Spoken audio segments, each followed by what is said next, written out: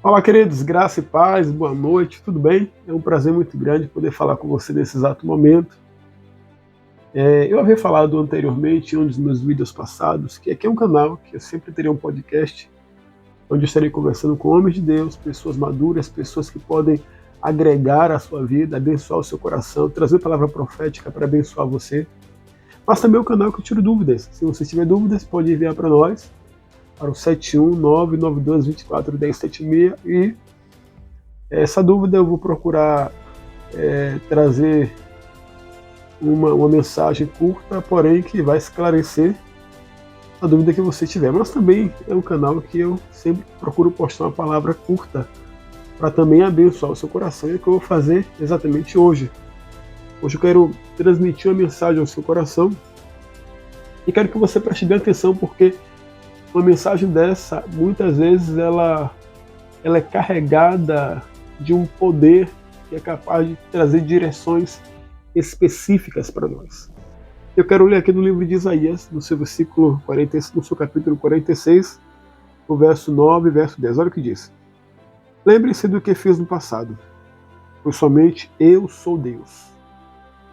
Eu sou Deus, não existe outro semelhante a mim. Não existe outro semelhante ao Senhor.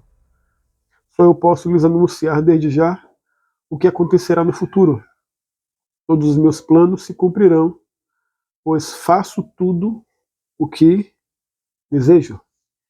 Você já parou para pensar que Deus nunca é pego de surpresa? Você parou para pensar que Deus ele conhece o futuro desde o passado e que, por mais que achemos que alguma ação nossa possa assustar a Deus ou pegar Deus desprevenido, isso é impossível porque Deus conhece todas as coisas? No que tange ao plano de salvação para o homem, Deus criou o ser humano perfeito, Deus criou a sua imagem e a sua semelhança. Uma coisa que eu falei, e para Deus foi mais custoso dar para o homem esse livre-arbítrio do que o próprio Jesus morrer em nosso lugar. Para Jesus, o preço mais alto que ele pagou não foi só em si morrer por nós, mas foi ter que, por um período de tempo, viver afastado do Pai, porque o pecado da humanidade estava todo sobre Jesus. Você entende isso? E para Deus, o maior preço que Deus pagou em si, né? Digamos uma coisa que custou muito para Deus, essa é a palavra mais correta, foi ter que nos dar liberdade, livre-arbítrio. Não que Deus quisesse robôs para servir, não se trata disso. Mas é porque Deus ele conhece o futuro desde o passado. Ele sabia que essa liberdade que ele iria nos conceder seria exatamente isso que o homem poderia usar da melhor maneira, mas que ele usaria para rebelar-se contra o plano e o propósito que Deus tinha para a vida dele. E Deus, por amar a humanidade, ele queria livrar-nos disso, mas ele decidiu não fazer dessa forma. Ele decidiu nos dar liberdade para fazermos como bem entendêssemos. E foi exatamente o que aconteceu. Quando Adão ele pega essa liberdade que ele tinha e ele cede, ele dá lugar à serpente, a Satanás, pecando contra a humanidade. Uma vez que ele era o pai da humanidade, todos nós pecamos em Adão.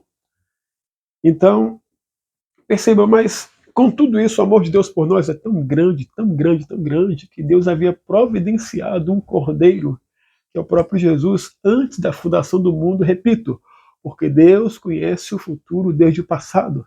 Você entendeu? Digamos que como se estivesse Pai, Filho e Espírito Santo juntos. Claro que aquele que nós chamamos de Filho é a palavra, o Verbo, o Espírito Santo e o próprio Yahvé, o Eterno. Os três formam um só Deus, mas são três pessoas. E Deus disse assim, ó, vamos fazer alguém semelhante a nós. Vamos dar a ele domínio, poder, autoridade. E eu vou dar algo para eles que é a liberdade deles escolherem aquilo que eles querem fazer, o caminho que eles querem seguir. Mas eu já estou vendo lá no futuro que eles vão escolher pecar contra mim. Eles vão escolher se rebelar contra o plano que eu tenho para a vida deles. Aí Cristo falou, tudo bem, o verbo, né?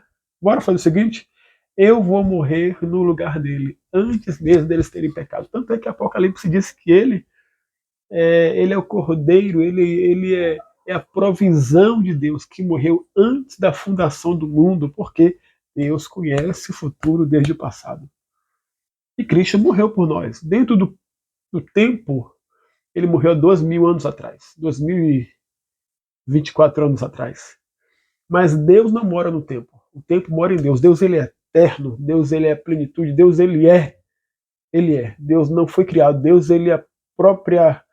Ele é infinito. Deus, ele é inexplicável. Deus é Deus. Então, Deus não mora no tempo. O tempo mora em Deus. Aliás, o tempo é uma rachadura na eternidade criada para que nós pudéssemos, por um período, andar dentro dele. E o homem, ele foi criado por Deus para andar dentro de um plano perfeito, mas o homem resolve pecar, e Deus, ele deu essa liberdade.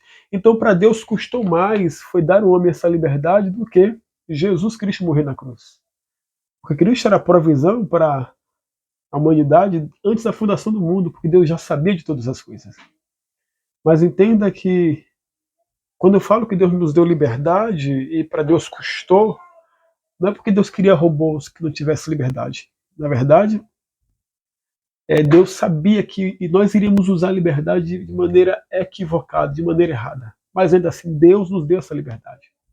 E essa liberdade, ela permanece até hoje. Claro que nós que nascemos de novo, pegamos essa liberdade e colocamos na cruz. Esse é o papel correto que nós temos que exercer.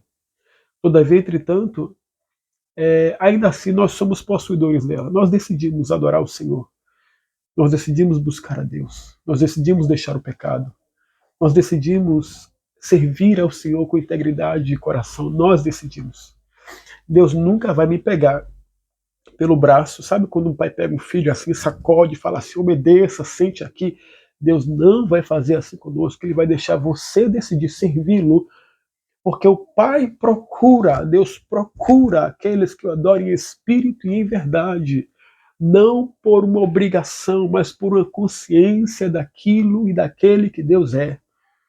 Quando você entende essas coisas, eu não sei se você consegue compreender a dimensão dessa verdade. Fomos dotados de liberdade, Deus espera que usemos essa liberdade para servi-lo em espírito e em verdade. Agora, se você decidir usar essa liberdade de maneira equivocada, Deus vai deixar a seu critério, é você quem sabe, é você quem faz. Todavia, Deus ainda nos ama e vai continuar nos amando. Você entende isso? Se você decidir ir para a prostituição, ir para o homossexualismo, ir para as drogas, sabe? Se você decidir para o ateísmo, Deus vai continuar te amando e Ele vai respeitar essa liberdade sua. Até aquela pessoa que foi para o inferno agora, porque ela decidiu andar nos seus próprios caminhos, Deus continua amando ela. Agora, o amor de Deus não pode interferir na decisão equivocada que essa pessoa tomou. Você entende isso? Então, compreenda que você precisa pegar a sua vontade e usar da melhor maneira possível para obedecer e seguir os princípios, o plano e o projeto que Deus tem para a sua vida. Se você fizer isso, tenha certeza, você não vai perder absolutamente nada. Você será muito bem-aventurado, você vai perceber que essa foi a melhor coisa que você fez. Houve um homem na Bíblia chamado, eu vou dar o nome, digamos que eu vou dar o nome a ele, né? João, mas ele é conhecido como filho pródigo. Um dia ele falou assim, pai, dá minha herança, eu quero ir embora, eu quero viver minha vida, eu quero viver o estilo de vida que eu decidi para mim. E o seu pai pega a sua herança antecipada, né? E ele dá para o filho vai embora, vive a vida dele. E um dia ele percebeu, quando ele foi embora foi que ele percebeu onde é que ele estava. Às vezes temos que nos perder, não era para ser assim, Deus não quer que seja assim. Mas às vezes quando nós nos perdemos é que nós compreendemos o amor que Deus tem por cada um de nós. E caímos em si e voltamos para aquele propósito, voltamos para aquele caminho. Então, é o conselho que eu dou para você, volte para Jesus, pegue essa vontade, esse livre-arbítrio que Ele te deu, use da melhor forma possível. A palavra fala que é vontade de Deus que todos sejam salvos, mas nem todos serão, embora seja a vontade dele.